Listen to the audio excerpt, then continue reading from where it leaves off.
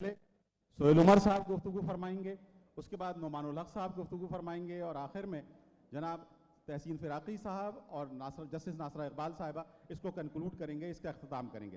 سر بسم اللہ کیجئے۔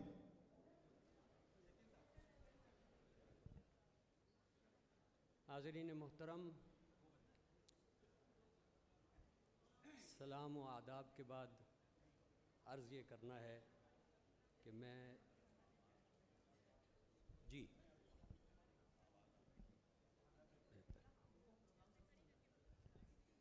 اب ٹھیک چلیے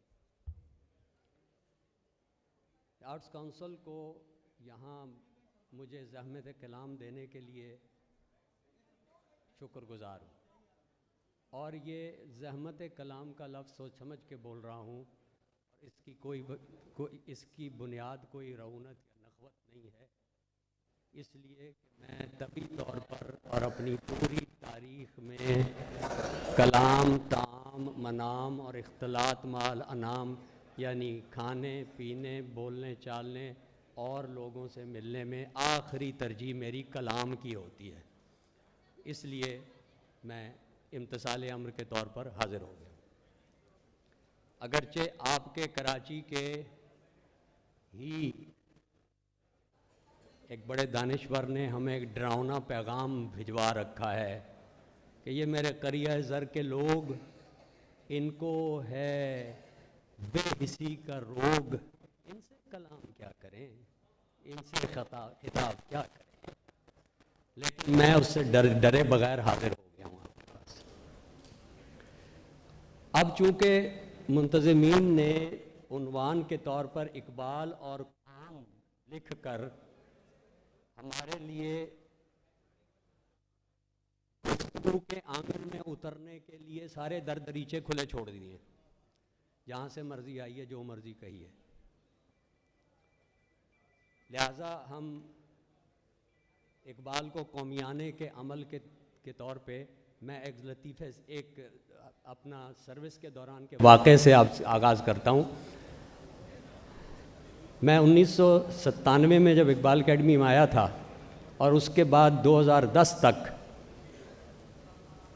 اس وقت میں نے ایک چیز دیکھی کہ بیلجیم میں کانفرنس ہو رہی ہے، کینیڈا میں کانفرنس ہو رہی ہے، ہندوستان میں کانفرنس ہو رہی ہے، لاہور میں کانفرنس ہو رہی ہے، پے در پے، اور سب کا عنوان کسی نہ کسی طرح ایک ہی ہوتا تھا: Iqbal relevance today, Iqbal in the 20th century، 20th century and Iqbal's relevance to the 21st century، Iqbal significance in the 20th century۔ ایک ہی، جیسے یہ ادبی معاشرہ اپنے آپ سے ایک ہی سوال کیے جا رہا تھا کہ آج میرے لیے اقبال کے ساتھ ایک بامانی تعلق کیسے ممکن ہے۔ جب کوئی ادبی معاشرہ اپنے بڑے لوگوں کے بارے میں یا اپنے فکر کے نمائندوں کے بارے میں اس طرح کے سوالات اٹھانے لگتا ہے تو یہ ایک خطرے کی گھنٹی ہوتی ہے۔ وہ ہم دیکھتے رہے۔ اب اقبال اور قوم بھی شاید اسی لیے انہوں نے رکھا ہے کہ قوم پہ تیری وقت عجب آن پڑا ہے، لیکن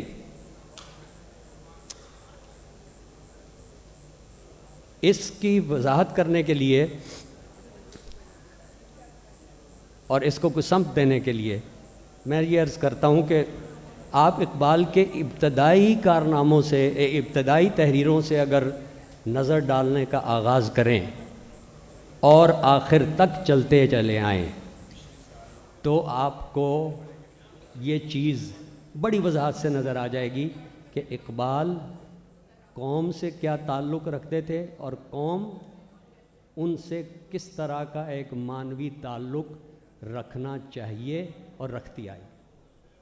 اقبال اپنی پہلی کتاب، جو اگرچہ ترجمے سے کی شکل میں تھی، علم الاقتصاد، اسے اٹھا کے دیکھیے، صفوں کے صفحے اور بین السطور اسی ایک درد مندی اور اپنے قومی درد سے بھرے ہوئے ہیں کہ میری قوم کی اقتصادی حالت، سیاسی حالت، سماجی حالت، اس کی درست کرنے کی صورتیں۔ چلتے جائیے۔ ملت بیضا پر ایک عمرانی نظر، سوشیولوجیکل سٹڈی، مسلم کمیونٹی سوشیولوجیکل سٹڈی، یہ کیا ہے؟ قوم ہی کی بات کی جا رہی ہیں. لیکن اس اقبال کا اپنی قوم سے اور قوم کا اس سے تعلق کی جہات، اس کے تعلق کی تھوڑی سی وضاحت ہونی چاہیے، اور یہ وضاحت انہوں نے خود بھی کر دی ہے. سر سید کی لوح تربت پر ایک نظم ہے. جب اقبال وہاں حاضر ہوتے ہیں تو قوم کے وہ سارے طبقات جو کسی نہ کسی طرح سے ذہن سازی یا پھر فیصلہ سازی ان پر قادر ہیں یا ان کی عنان اختیار ان کے پاس ہے، ان کو ایک ایک کر کے مخاطب کرتے ہیں، اور اس میں پھر ساتھ یہ تعین بھی ہو جاتا ہے کہ یہ شخص جس کی جو ایک کچھ خاص حیثیات ہیں جن کا ابھی ہم ذکر کریں گے، وہ اپنے آپ کو کہاں متعین کرتا ہے. سر سید کی لوح تربت پر سب سے پہلے یہ اہل قلم، اہل دین، منبر و محراب والے، صحافت والے، مدعا تیرا اگر دنیا میں ہے تعلیم دین، ترک دنیا قوم کو اپنی نہ سکھلانا کہیں، واہ نہ کرنا فرقہ بندی کے لیے اپنی زباں، چھپ کے ہے بیٹھا ہوا ہنگامہ محشر یہاں، وصل کے اسباب پیدا ہوں تیری تحریر سے، دیکھ کوئی دل نہ دکھ جائے تیری تقریر سے. اور محفل نو میں پرانی داستانوں کو نہ چھیڑ، رنگ پر جو اب نہ آئیں ان فسانوں کو نہ چھیڑ.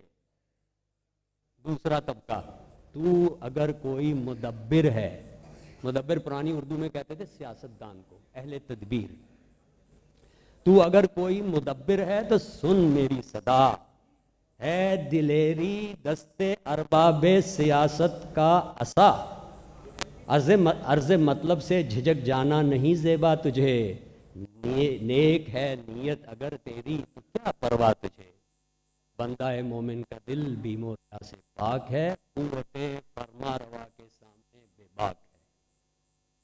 اور پھر اب اپنے اہل قلم شاعر کی طرف، ہو اگر ہاتھوں میں تیرے خامائے موجز رقم، شیشہ دل ہو اگر تیرا مثال جام جم، پاک رکھ اپنی زباں تلمیذ رحمانی ہے تو، ہو نہ جائے دیکھنا تیری صدا بے آبرو، سونے والوں کو جگا دے شعر کے اعجاز سے، خرمن باطل جلا دے شعلہ آواز سے. یہ قوم سے اپنے تعلق، جو ان کا جس طبقے سے ان کا تعلق ہے، اگرچہ ان کا تعلق ایک سے زائد طبقوں، لیکن اس کو پھر سمیٹ کر شاعر کے عنوان سے بہت جگہ کہا ہے انہوں نے. میں نمونے کے طور پہ صرف دوسری چھوٹی سی نظم پیش کر رہا ہوں آپ کو. قوم گویا جسم ہے، افراد ہیں اعضائے قوم، منزل صنعت کے راہ پیمائے ہیں دست و پائے قوم. یہ منزل صنعت کے راہ پیما انڈسٹری اور ٹیکنالوجی اور اس سے جو متعلقہ چیزیں ہیں کہ راہ پیما ہیں دست و پائے قوم، محفل نظم حکومت سیاست، چہرہ زیبائے قوم، اور شاعر رنگی نوا ہے دیدائے بینائے قوم. پھر اور ان کا باہمی تعلق چونکہ ہے تو مبتلائے درد کوئی عضو ہو روتی ہے آنکھ،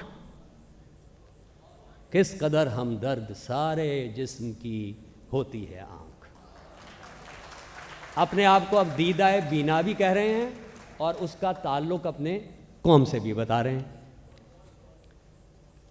اب لیکن آپ نے جو سوال اٹھایا اس منچ پر کہ اقبال اور قوم، تو یہ بات یا سوال اس طرح کا اٹھنا، جیسے میں نے شروع میں عرض کیا تھا، یہ ایک جائز سوال ہے، کیونکہ ہر عہد، ہر معاشرہ، ہر ادبی معاشرہ اپنے بڑے لوگوں سے، اپنے بڑے مفکرین سے، اپنے بڑے شاعروں سے اور ان کے بارے میں یہ سوال کرتا ہے. کیوں؟ کیونکہ معنویت کی تلاش، اپنی میراث فکر سے، تہذیبی اور ادبی میراث سے تعلق استوار کرنے کی خواہش اور اس تعلق کو بامانی بنانے کی جستجو ایک جائز اور مثبت چیز ہے. لیکن یہاں ایک لمحے کو رک کر دیکھیے یہ کہ جب کبھی اس طرح کا کوئی بھی سوال اٹھتا ہے تو یہ دیکھنا چاہیے، یہ غور طلب چیز ہے کہ آپ سوال کرتے ہوئے کس چیز کو حوالہ بنا رہے ہیں، اس کی اہمیت کس چیز کے حوالے سے متعین ہو رہی ہے، قدر و قیمت کس پیمانے سے ناپی جا رہی ہے، معنویت کن اصولوں، کون سے اقدار اور کیسے مفاہیم کو بنیاد بنا کر جانچی جا رہی ہے۔ اس سوال پر غور کرنے کے لیے اور اس جائز حیثیت میں اس کا سامنا کرنے کے لیے آغاز اس بات سے کرنا چاہیے کہ علامہ کی وہ کیا بنیادی حیثیات ہیں جن کے حوالے سے ہم سوال کر سکتے ہیں کہ، اور یہ سوال کرنا چاہیے کہ اقبال اور قوم کا کیا تعلق ہے، اور علامہ کی وہ کون سی حیثیات ہیں جو اس معنویت کا تعین کرتی ہیں جو آج 21ویں صدی میں نہیں بلکہ زمانے کی قید سے آزاد ہو کر مستقل رہنے والی بنیادیں فراہم کرتی ہیں۔ کون سی ایسی پائیدار کائناتی عالمگیر بنیادیں ہیں جو دائمی ہیں، جن پر آپ بڑی شاعری کو، بڑے ادب کو، بڑی فکر کو ہمیشہ پرکھ سکتے ہیں، اس سے بامانی تعلق استوار کر سکتے ہیں اور اپنے لیے اس کی معنویت کو تازہ کر سکتے ہیں۔ علامہ کی یہ 3 حیثیات اگر سمیٹ کر بیان کی جائیں تو کچھ یوں ہوں گی۔ اسلام کے تصور خدا، تصور کائنات اور تصور انسان کو عہد جدید میں اعلیٰ ترین فکری اور ادبی سطح پر ایک نہایت بامانی اور پرتاثیر بیان میں ڈھال کر جس نے پیش کیا وہ علامہ اقبال کی شاعری اور فلسفیانہ تحریریں۔ ان کی بلند مقام شخصیت کے 3 پہلو ہیں جن سے اس معنویت کا، اس تعلق کا تعین ہونا چاہیے اور جو فکر انسانی کے لیے بھی غیر معمولی اہمیت رکھتے ہیں۔ پہلا، اور یہ میں بے اعتبار اہمیت نہیں کہہ رہا، پہلا، عہد جدید کی فکر کے مقابل ان کا تخلیقی رویہ جو ان کی انگریزی کی فلسفیانہ تحریروں میں ظاہر ہوتا ہے، یہ ان کی ایک اہم حیثیت۔ دوسری حیثیت یہ کہ انسان کے بنیادی سوالات کے بامانی جواب میں اسلام کے تصور خدا، تصور کائنات اور تصور انسان کا اردو فارسی شاعری کے وسیلے سے بیان جو حسن اظہار اور ہنرمندی کی بلند ترین سطحوں کو چھو لیتا ہے، اور ان کی تیسری حیثیت ایک سماجی اور سیاسی مصلح کی، رہنما کی، جو اپنے قوم کی رہنمائی اور مسائل کے حل کے لیے تجاویز دیتا ہے اور ان پر عمل کی راہ دکھاتا ہے۔ اب ان ہر 3 حیثیات میں اقبال قوم سے تعلق رکھتے ہیں، قوم کے ہیں، اور قوم کو ان سے ایک بامانی تعلق ان حیثیات میں قائم کرنا چاہیے۔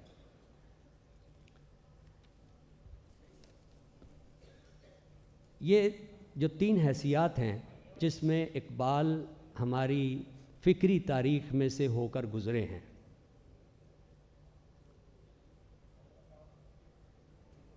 پہلی جس کا میں نے ذکر کیا، یوں تو بانگ درا کی ابتدائی شاعری سے لے کر اور ریکنسٹرکشن کے بعد جاوید نامہ تک یہ چیز ان کی بنیادی فکری کاوشوں اور شعری تخلیقات کا مرکزی اور محوری حصہ رہا ہے۔ لیکن ایک آسان آغاز کے طور پہ آپ اس کو یوں دیکھ لیجئے کہ شکوے کا ایک شعر ہے یا 2 شعر ہیں کہ عہد نو برق ہے، آتش زنے ہر خرمن ہے، ایمن اس سے کوئی صحرا نہ کوئی گلشن ہے، اس نئی آگ کا اقوام کہن ایندھن ہے، اور ملت ختم رسول شعلہ بپیراہن ہے۔ یعنی یہ کیا نئی کیا بجلی کڑکی تھی، اور یہ کون سی نئی آگ ہمارے گلشن اسلام میں پھیل رہی تھی جس سے ملت ختم رسول بھی اس کے دامن بھی جس کی آنچ اس کے دامن کو بھی پہنچ رہی ہے۔ ہاں، یہ دیکھیے ذرا کہ ملت اسلامیہ جس صورتحال سے گزر رہی تھی اور اقبال جس لمحے میں یہ تینوں باتیں کہہ رہے تھے اور ان تینوں حیثیات میں ہمارے لیے ایک بامانی سرگرمی انجام دے رہے تھے، وہ کیا تھی؟ سارے لوگ انگریزی استعمار یا دوسرے استعمار کی زد میں آ چکے تھے، ہم نوآبادیات میں سے ایک تھے، انگریز کا یہاں سیاسی غلبہ، سیاسی اقتدار ہو چکا تھا، مغربی تہذیب اپنے سیاسی غلبے کے ساتھ، فوجی غلبے کے ساتھ، اقتصادی غلبے کے ساتھ اور بعد میں تعلیمی غلبے کے ساتھ ہندوستان میں وارد ہو چکی تھی۔ اور ہندوستان میں نہیں، اس سے پہلے ترکی میں، اس سے پہلے مصر میں، یعنی عالم اسلام کے بڑی مرکزی جگہوں پر یہ صورتحال پیدا ہو چکی تھی، اور یہ صورتحال اسلامی تاریخ میں پہلی بار پیدا ہوئی تھی کہ اسے کسی دوسری اجنبی تہذیب، ایسی اجنبی تہذیب سے فکری تصادم کا سامنا کرنا پڑے جس کا اپنا ایک تصور کائنات ہو، اور وہ آپ کے تصور کائنات سے بالکل مختلف ہو۔ یہ سیاسی غلبے کی بات نہیں ہے، تاتاریوں نے ایک سرے سے لے کر دوسرے سرے تک عالم اسلام کو پامال کر کے رکھ دیا، لیکن تاتاری آپ کو سیاسی اقتدار سے محروم کر سکے، اقتصادی اس سے غلبے سے اقتصادی اقتدار سے محروم کر سکے، بہت سی محرومیاں دے سکے، لیکن ایک چیز وہ نہیں کر سکے اور نہیں کر سکتے تھے، وہ آپ کے علمی اقتدار پر، آپ کے فکری تناظر پر قابض نہیں ہو سکے۔ لیکن مسلم تہذیب کو اپنی پوری تاریخ میں کبھی اس سے پہلے اس طرح کی کسی چنوتی کا، اس طرح کے کسی چیلنج کا سامنا نہیں کرنا پڑا تھا، ایک ایسا فکری تصادم کبھی نہیں ہوا تھا کہ پہلے ایک اجنبی تہذیب کے ہاتھوں میں سیاسی اقتدار چلا جائے، پھر سماجی اقتدار چلا جائے، پھر ہمارا تعلیمی نظام بدل جائے، پھر مالیاتی نظام دوسروں کے قبضے اور قدرت میں چلا جائے، اور وہ تہذیب جس نے یہ سب کچھ کیا ہو وہ تاتاریوں کے برعکس اپنا ایک الگ تصور کائنات رکھتی ہو، تصور انسان اس کا الگ ہو، تصور خدا مختلف ہو، اور اتنا مختلف ہو کہ دنیا کی ساری پہلی تہذیبوں، تمام دینی تہذیبوں سے گویا ایک طرح سے تضاد کی نسبت رکھتا ہو۔ ایسے ٹکراؤ کا اسلامی تہذیب کو اس سے پہلے کبھی فکری سطح پر سامنا نہیں کرنا پڑا تھا۔ یہ ایک بہت سنگین چیلنج تھا، بہت سنگین چنوتی تھی، ایک ایسی اجنبی تہذیب جس نے سب جگہ غلبہ کر لیا ہوا تھا، جو آپ کے تصور کائنات سے براہ راست نہیں ٹکراتا تھا، بلکہ ہر مذہبی پیراڈائم سے، ہر مذہبی فکری تناظر سے براہ راست ٹکراتا تھا۔ ایسا فکری تصادم ملت اسلامیہ کو پہلی دفعہ کرنا پڑا۔ علامہ نے حقیقت کے بارے میں، تصور حقیقت کے بارے میں گفتگو کرتے ہوئے بہت جگہ کہا، جاوید نامہ کا ایک مصرع ہے، چیست عالم، چیست آدم، چیست حق، خدا کیا ہے، کائنات کیا ہے، انسان کیا ہے۔ ساری انسانی تاریخ میں، تمام تہذیبوں میں تصور خدا، تصور انسان اور تصور کائنات سے متعلق اس سوال کا جواب حاصل کرنے کے لیے ایک ہی روزن دید تھا، ایک ہی روزن دید تھا، حقیقت پر نظر کرنے کا ایک ہی دریچہ تھا، پیغام خداوندی۔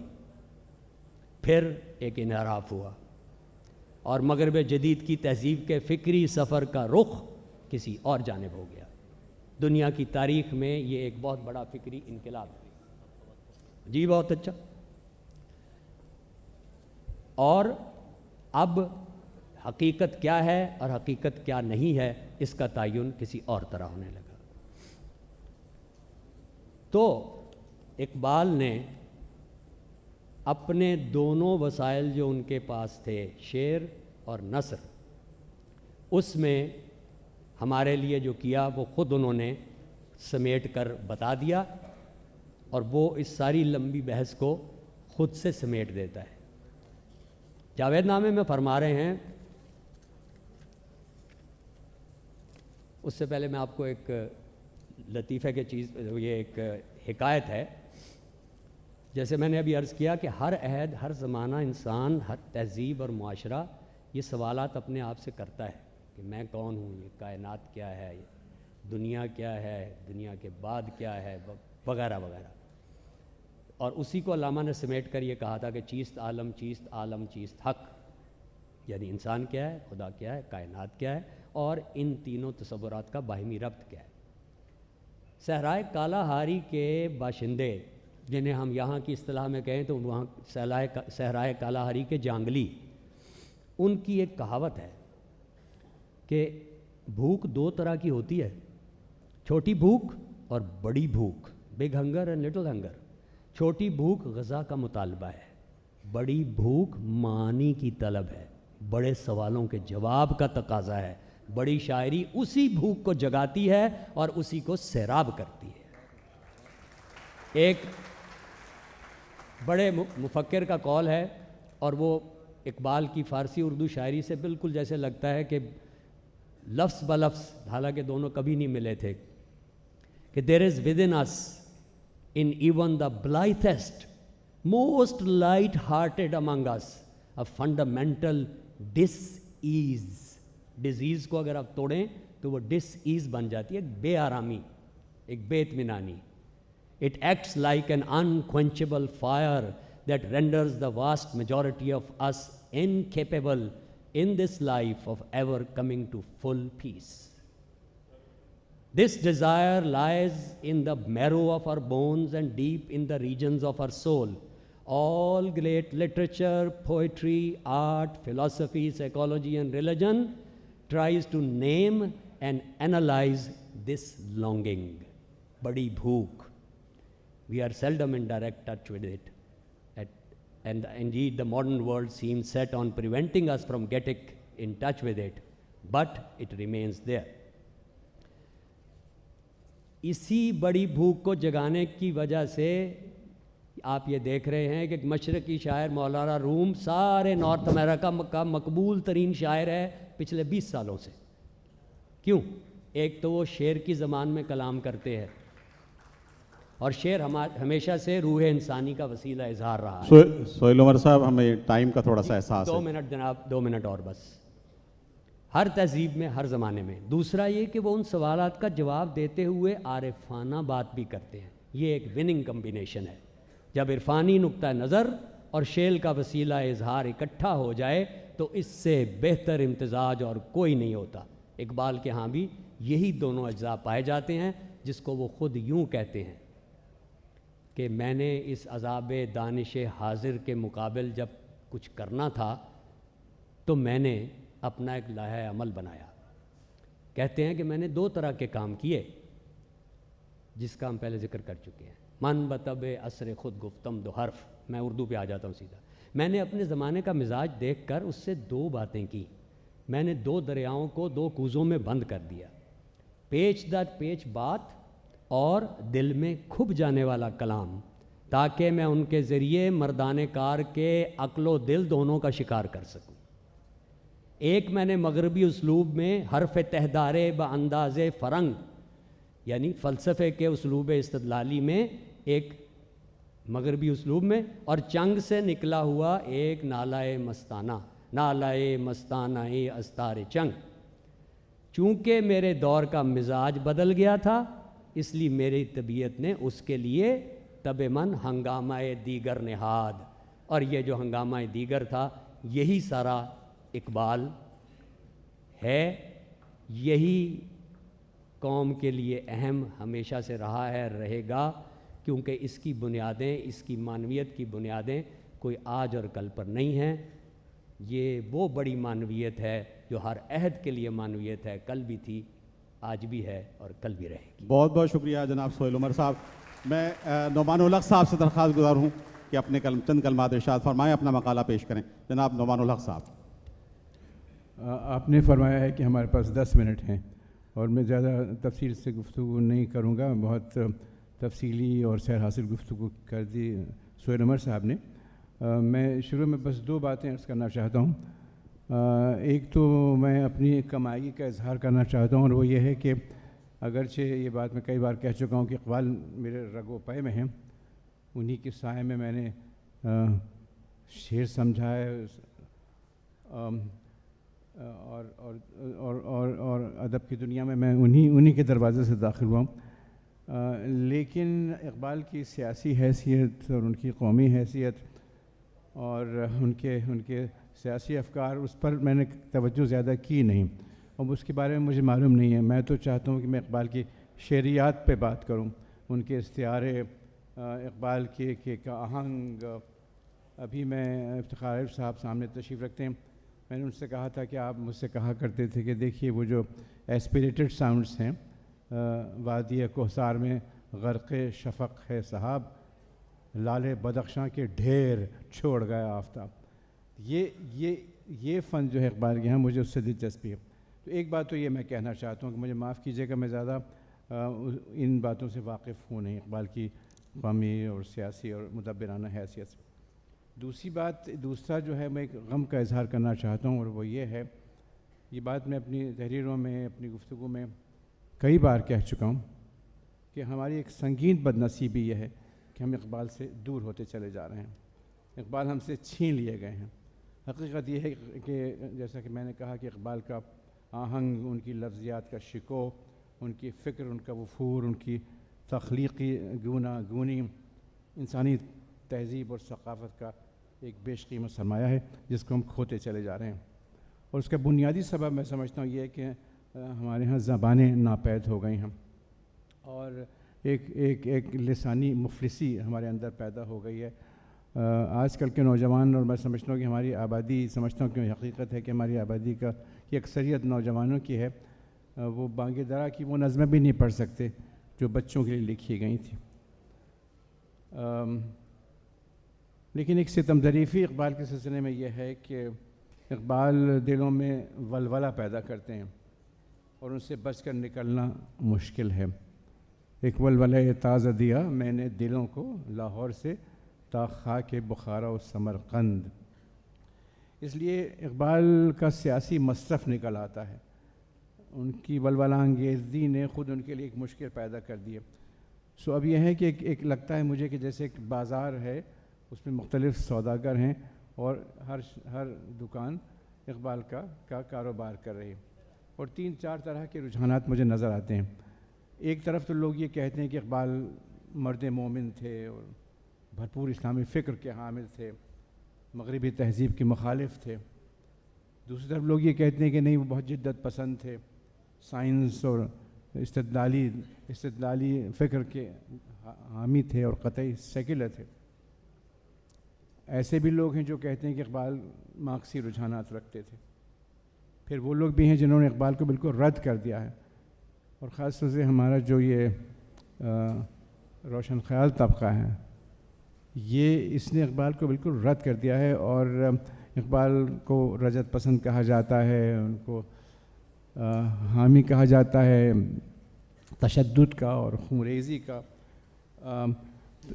اور پھر ایک طرف وہ لوگ ہیں کہ جو اقبال سے قطعی نابلد ہیں. اس طرح کی کوئی صورت ہے ہمارے ہاں.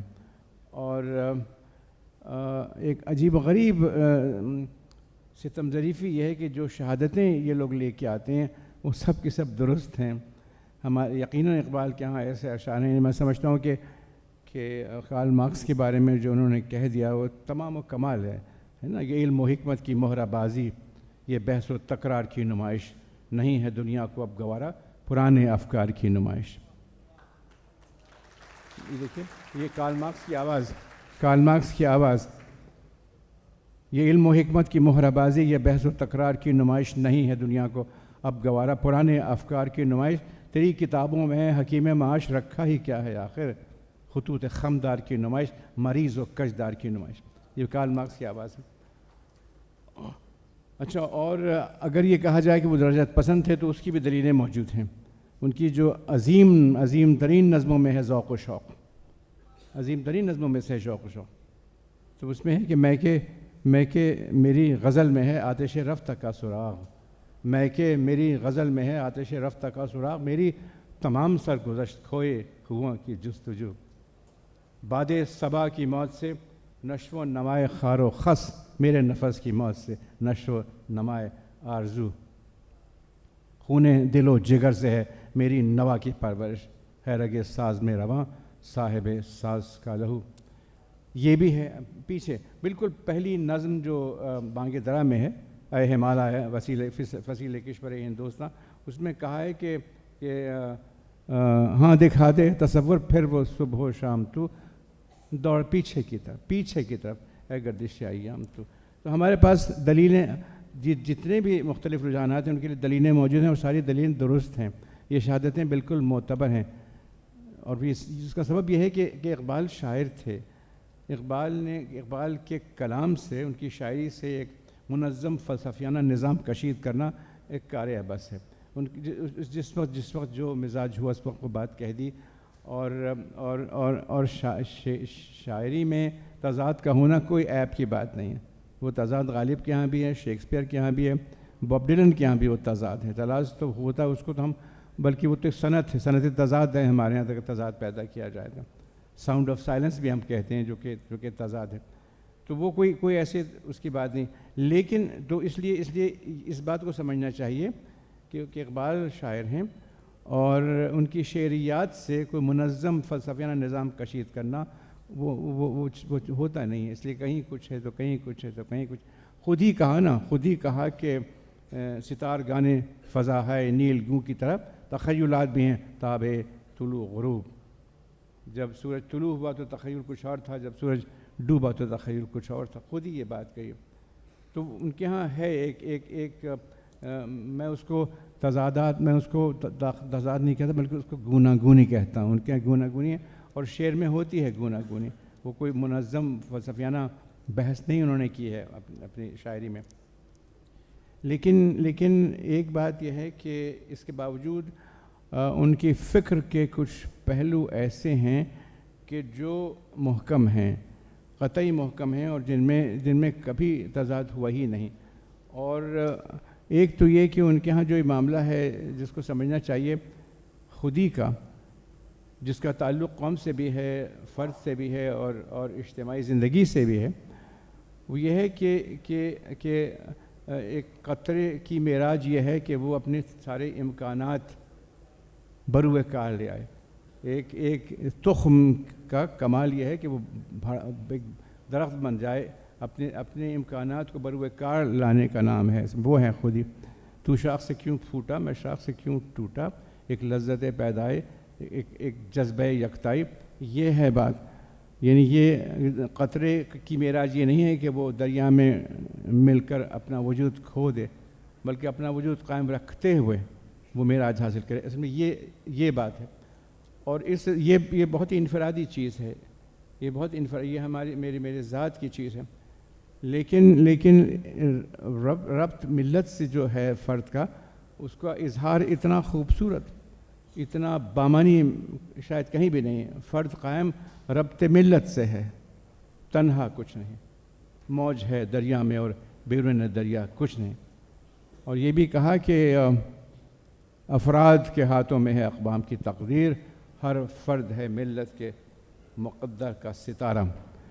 اب اخبار و قوم کے سلسلے میں کچھ ایسے رجحانات ہیں ہر جگہ یکساں ہیں. ان میں کوئی جولیدگی نہیں ہے. ان میں مسلسل پائیداری ہے.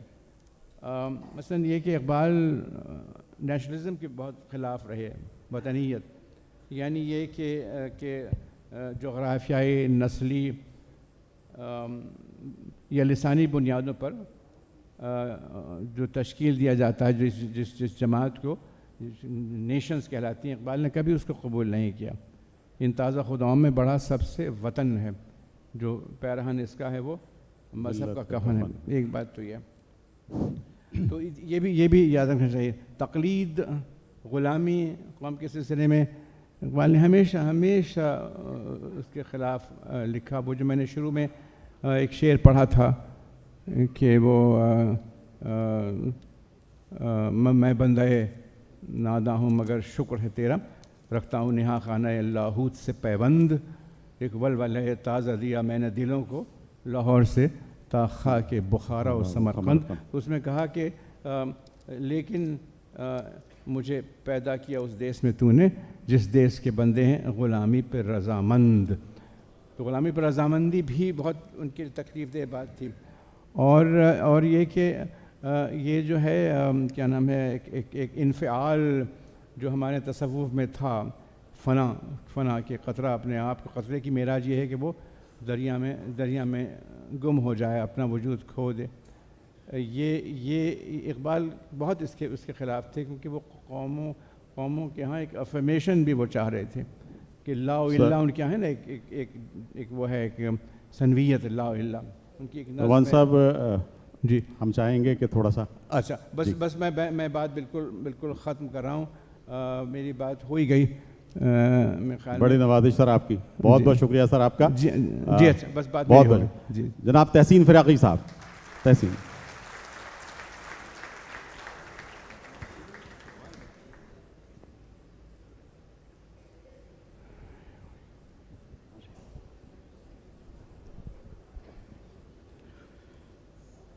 بسم اللہ الرحمن الرحیم. جناب افتخار عارف صاحب, سحر انصاری صاحب, رؤوف فاریق صاحب, بہت سارے احباب میں دیکھ رہا ہوں یہاں تشریف فرما ہیں, اور ناصرہ جاوید صاحبہ تشریف رکھتی ہیں. یہ موضوع ایسا ہے اقبال اور قوم جس پہ بہت تفصیلی گفتگو کی جا سکتی ہے, اور میں یہ محسوس کرتا ہوں کہ اقبال بساط عالم پر ایک عطیہ الہی تھے, اور ان کا فیض آج بھی فیض جاریہ ہے. حقیقت یہ ہے کہ ان کے کلام میں دو عناصر ایسے ہیں جن کو کسی بھی حوالے سے نظر انداز نہیں کیا جا سکتا. ایک وہ عنصر جس کو ہم ہنگامی عنصر سے تعبیر کرتے ہیں, تاریخ میں جو واقعات ہوئے ہیں, جلیانوالہ باغ کا واقعہ ہو گیا, فلاں ہو گیا, اس پر اقبال نے ایک رد عمل ظاہر کیا.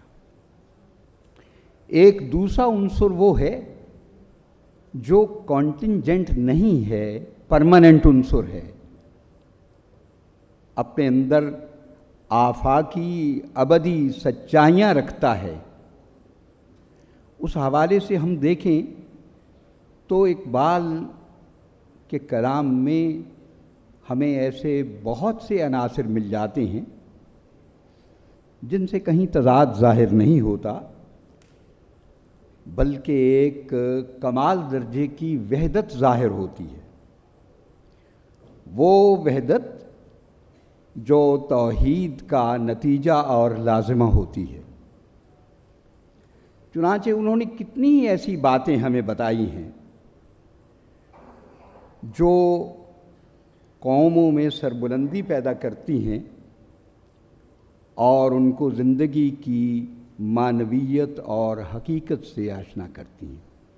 آپ دیکھیے ساقی نامہ میں بظاہر تو انہوں نے ابتدا میں ایک ندی کا ذکر کیا ہے, لیکن اگر غور کیا جائے تو وہ نہ صرف یہ کہ مسلم ملت کی حیات تازہ کا ایک پیغام دیتی ہے, بلکہ بحیثیت مجموعی پوری نوع انسانی کی اجتماعی خودی کو بیدار کرتی ہے. وہ خیمہ زن کاروان بہار, ارم بن گیا دامن کو حصار, گلو نرگس و سوسن و نسترن, شہید ازل لالا خونی کفن. جہاں چھپ گیا پردہ رنگ میں, لہو کی ہے گردش رگے سنگ میں. فضا نیلی نیلی ہوا میں سرور, ٹھہرتے نہیں آشیاں میں طیور.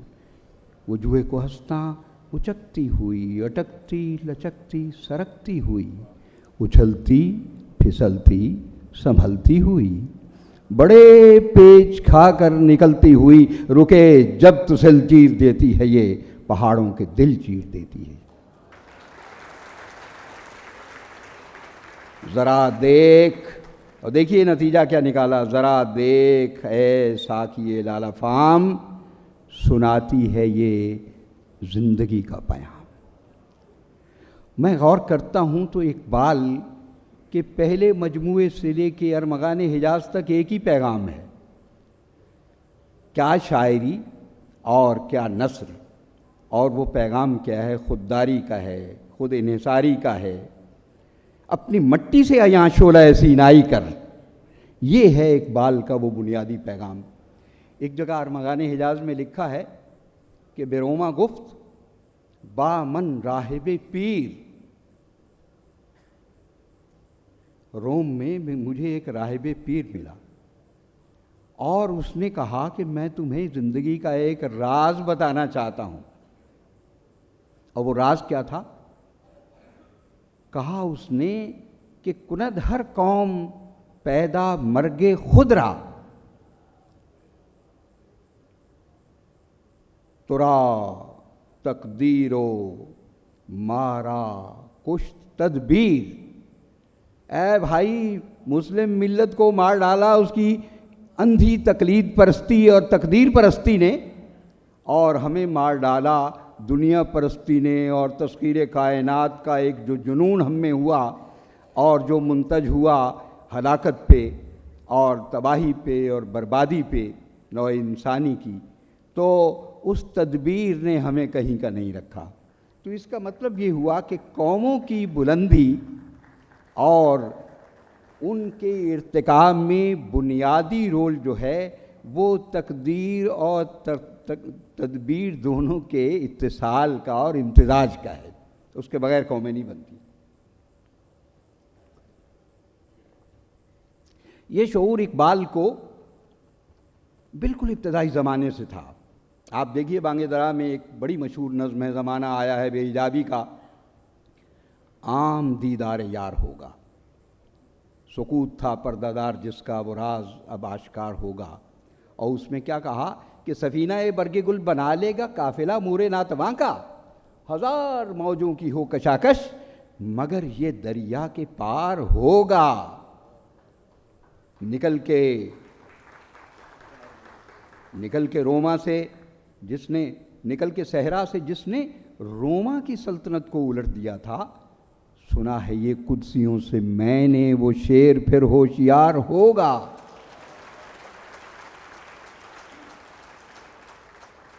یہ ہے وہ حیات بخش پیغام، یہی وہ فلسفہ حیات ہے جو ہم کلام اقبال سے عکس کر سکتے ہیں، اقبال کے کلام سے، یعنی بڑی آسانی سے. لیکن اس کے لیے شرط یہ ہے، میں کہا کرتا ہوں جس کی طرف خود نعمان صاحب نے اشارہ کیا، کہ ہمارا المیہ یہ ہے کہ ہم فارسی زبان سے تو بالکل آگاہ نہیں ہیں، اور اقبال کا 2/3 کلام جو ہے وہ فارسی میں ہے.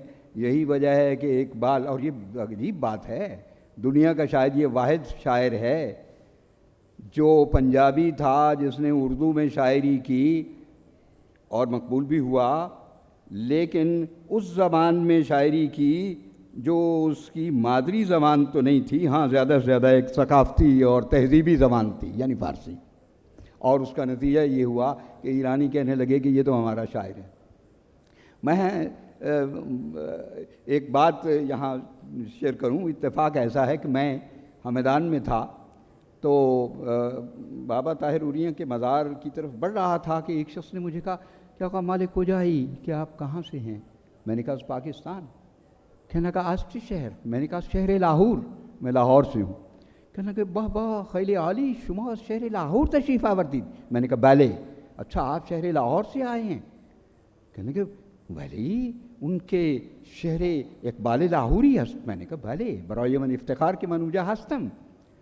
کہنے لگے ولی شما میدونید کہ اقبال همدانی بود؟ لیکن تمہیں کیا معلوم ہے کہ اقبال همدانی تھا؟ میں نے کہا اقبال همدانی کہاں سے ہو گیا؟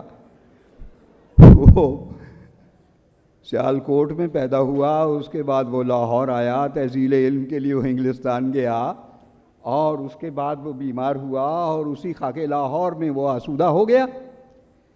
کہنے لگے نہیں شما نمی دونید، تمہیں نہیں معلوم.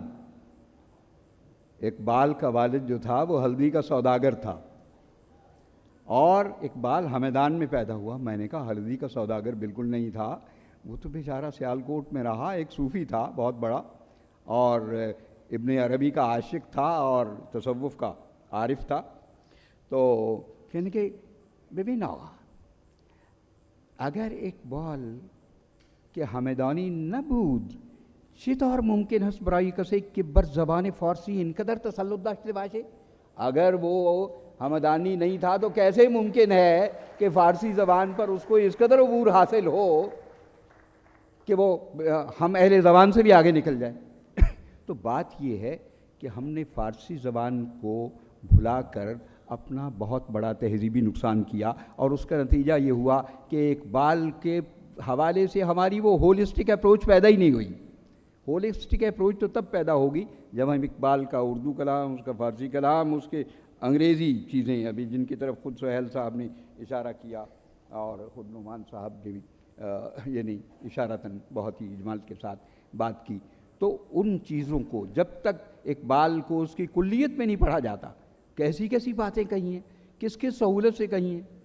ایک چیونٹی اور عقاب کا مکالمہ لکھ دیا، تو پائے مالو، میں پائے مالو، خارو، پریشان ہو، درد مند، تیرا مقام کیوں ہے ستاروں سے بھی بلند. اب اس کے جواب میں عقاب کیا کہتا ہے، تو رزق اپنا ڈھونڈتی ہے خاک راہ میں نو سپیر کو نہیں لاتا نگاہ میں. تو خاک میں اپنا رزق تلاش کرتی ہے، میں 9 آسمانوں تک پہنچتا ہوں اور اپنا رزق تلاش کرتا ہوں. اب آپ یہ بتائیے کہ جس قوم کو یہ سبق دیا جا رہا ہو، کیا وہ قوم کشکول لے کے دوسرے ملکوں میں پھرے گی اور بھیک مانگے گی اور یہاں تک پہنچ جائے گی کہ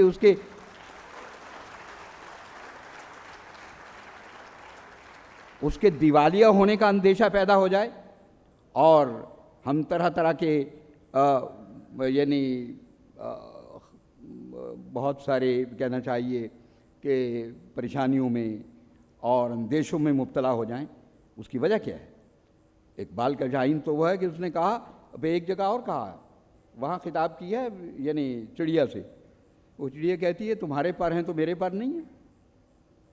چڑیا نے شاہین سے کہا کہ تمہارے پر ہیں تو میرے نہیں ہیں. جو بھی اڑتا ہے اس کے پر ہوتے ہیں، تو تمہیں کیا کمال حاصل ہے؟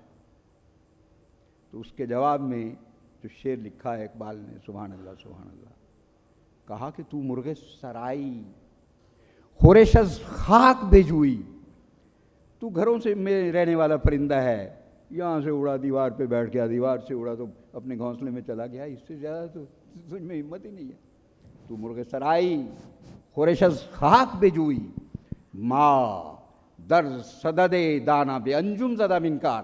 اور ہمارا یہ عالم ہے، میرا یہ عالم ہے کہ میں اڑتا اڑتا اڑتا اڑتا فضا کی آسمان کی پہنائیوں میں پہنچ جاتا ہوں اور ستاروں کو دانا سمجھ کر اس پر ڈھونگے مارتا ہوں کہ اس کو میں کھا لوں.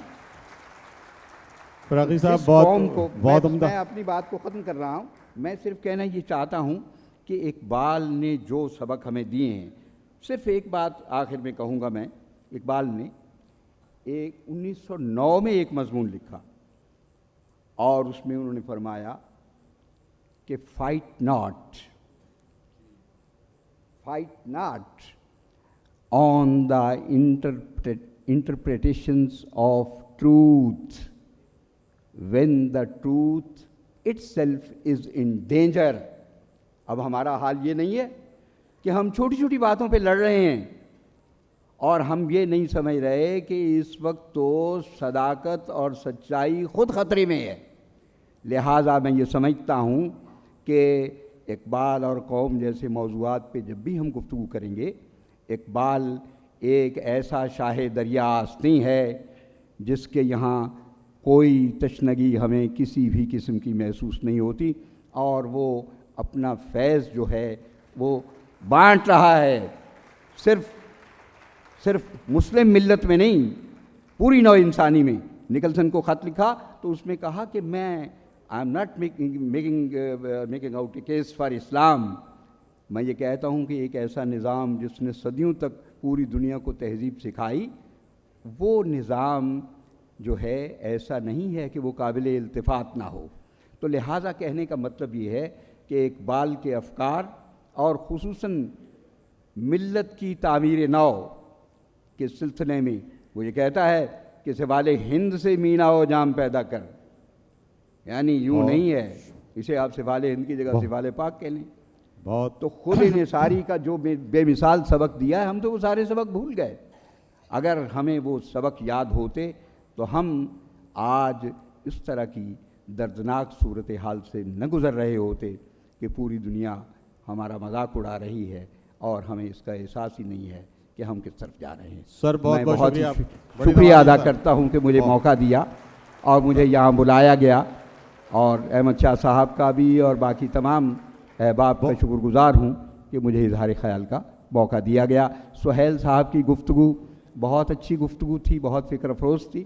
نعمان صاحب نے ایک دوسرے پہلو سے گفتگو کی، لیکن وہ بھی اپنی جگہ بہت اہم ہے، اور میں سمجھتا ہوں ان تمام عناصر کو ہمیں پیش نظر رکھنا چاہیے تاکہ اقبال کو ہم صحیح معنوں میں سمجھ سکیں اور اس کا ادراک کر سکیں۔ بہت بہت ناصرہ اقبال صاحبہ سے درخواست گزار ہوں کہ وہ سیشن کو کنکلوڈ کریں۔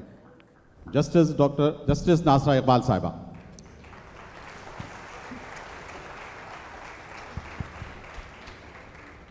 بسم اللہ الرحمن الرحیم، نحمدہ و نصلی علی رسولہ الکریم۔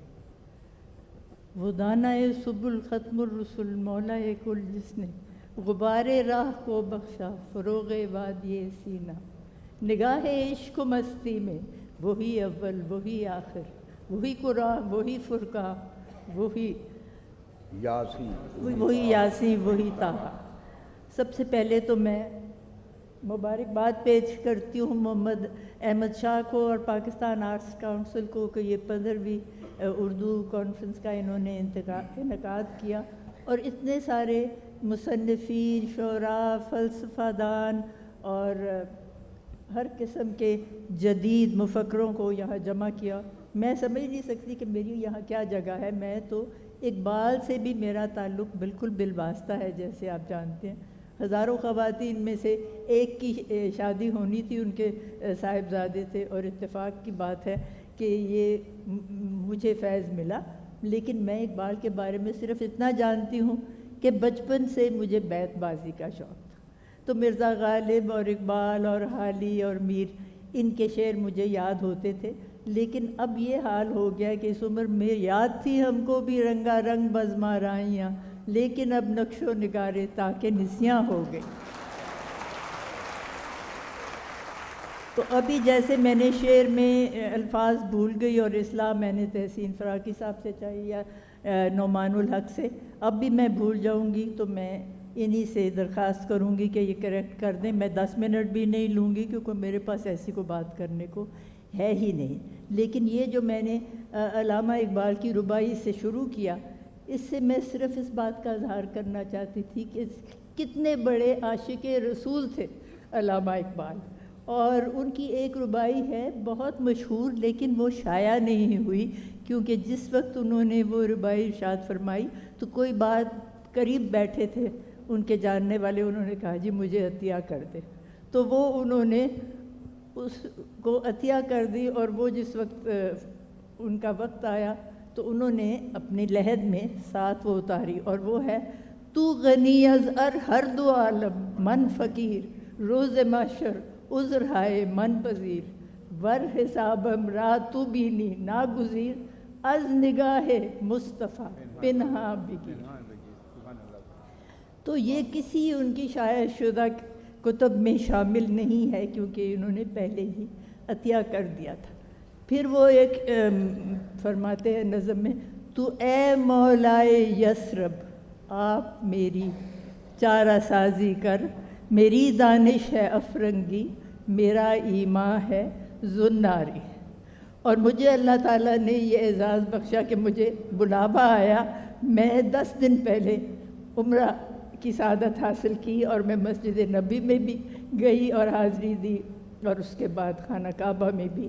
اور جس وقت میں مسجد نبی میں 5 دن رہی، میں کسی زیارت پہ نہیں گئی، میں کچھ سال پہلے اپنے تمام اہل و عیال کو لے کے گئی تھی کہ ایک دفعہ راستہ دکھانا تو میرا کام ہے، بعد میں جو چاہے وہ کرے۔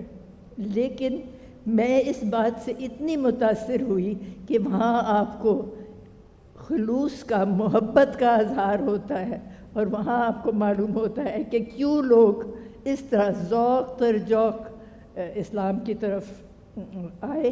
اور سب سے بڑی بات، وہاں ایک لائبریری کھلی ہے، شاید آپ لوگوں کو بہت ساروں کو اتفاق ہوا جانے کا، اردو لائبریری ہے مسجد نبوی کے اندر۔ اس میں اردو تراجم ہے قرآن مجید کے، اور وہ لکھی ہوئی ہے نستعلیق طرز میں، کیونکہ وہاں جو باہر آپ دیکھتے ہیں مسجد نبوی میں وہ لکھی ہوئی ہے کوفک میں، اور وہ میرے لیے تو کم سے کم پڑھنی بہت مشکل ہے۔ اور وہ جو اندر تراجم ہیں وہ بھی بہت بہترین ہے، اور میں یہ بتاتی چلوں کہ میرے دادا مولوی فیروز الدین جو تھے انہوں نے قرآن کی تفسیر اور ترجمہ کیا ہوا ہے اور بہترین ہے، اور وہ بھی وہاں موجود تھا۔ لیکن جب میں نے سنت نبی صلی اللہ علیہ وسلم کی طرف میرا دھیان گزرا تو مجھے ایک بات بہت پسند آئی، اور جو میں نے کبھی عمدن اس پر غور ہی نہیں کیا تھا، اور وہ بات یہ تھی کہ ہمارے نبی صلی اللہ علیہ وسلم کے ہونٹوں پر ہمیشہ مسکراہٹ رہتی تھی۔ یہ دیکھیے کتنی بڑی بات ہے اور ہمارے لیے کتنا بڑا سبق ہے۔ 97% پاکستانی جو ہے وہ اہل سنت والجماعت ہے۔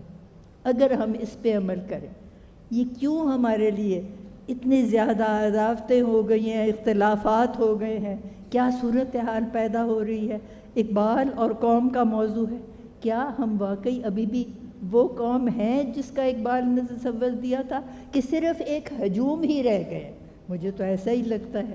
تو دوبارہ ہم نے قوم کی طرف اپنی توجہ کرنی ہے، اور یہی تو اقبال کا خواب تھا۔ اور انہوں نے جب 1930 میں الہ آباد میں اپنا وہ ایڈریس کیا تو انہوں نے اسی بات پہ زیادہ اہمیت دی کہ ہم مسلمان جو ہیں یہاں، ہمیں علیحدہ قوم کی ایک صورت اختیار کرنی ہے جہاں اپنی تہذیب، تمدن، اپنی روایات، اپنے اخلاقیات، اپنے مذہب کے مطابق رہ سکے۔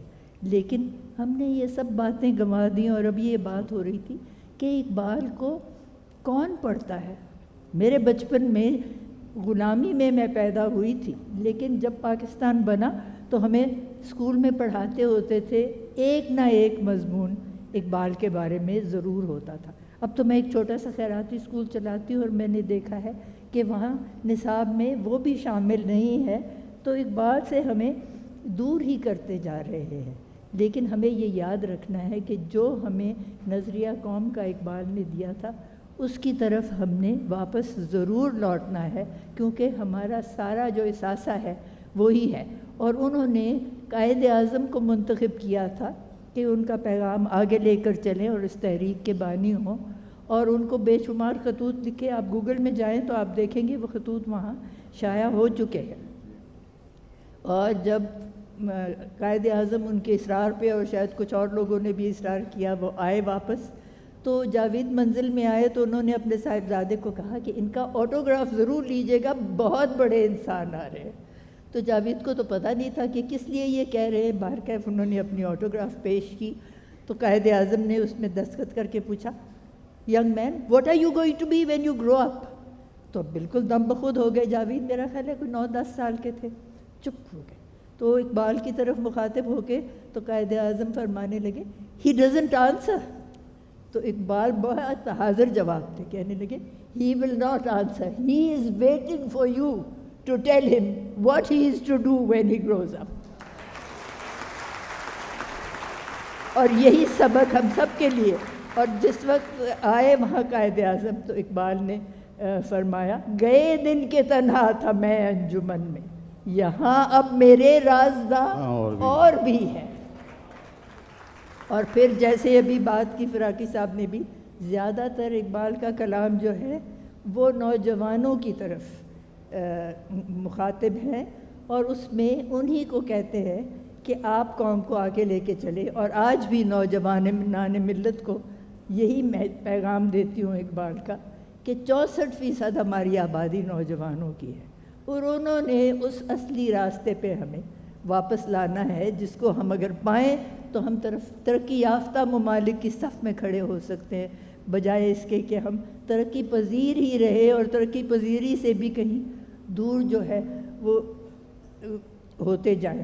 تو اقبال نے تو ساقی نامہ کا حوالہ بھی ہوا، فرماتے ہیں گیا دور سرمایہ داری گیا، تماشا دکھا کر مداری گیا، بجھی عشق کی آگ اندھیر ہے، مسلمان ہی راکھ کا ڈھیر ہے۔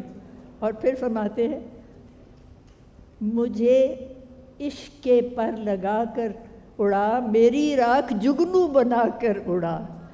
اور وہی ہم نے دیکھنا ہے کہ جب ان کی راکھ جگنو بنا کے اڑتی ہے تو کیا جوانوں کو پیروں کا استاد کر، خرد کو غلامی سے آزاد کر۔ تو ہم اس انتظار میں ہیں آج صبح جس وقت افتتاحی اجلاس تھا تو کتنی میں سمجھتی ہوں سیر حاصل گفتگو ہوئی اور فلسفیانہ گفتگو ہوئی، لیکن سب سے زیادہ جو مجھے پسند آئی وہ زہرا نگاہ کی بات تھی کہ ہم اصلیت سے کتنی دور چلے گئے ہیں.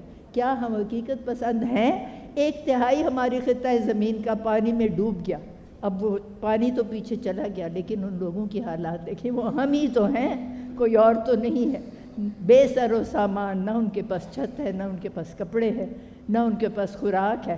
اور میں پوچھتی رہتی ہوں، میری ایک دوست ہیں کزن ہی، وہ بھیجتی ہیں روز ان کے لیے سامان، اب ان کی ضروریات کیا ہے. وہ کہنے لگی اب پانی تو اتر گیا ہے، لیکن زمین سے سانپ نکلنے لگے ہیں اور بچھو نکلنے لگے ہیں.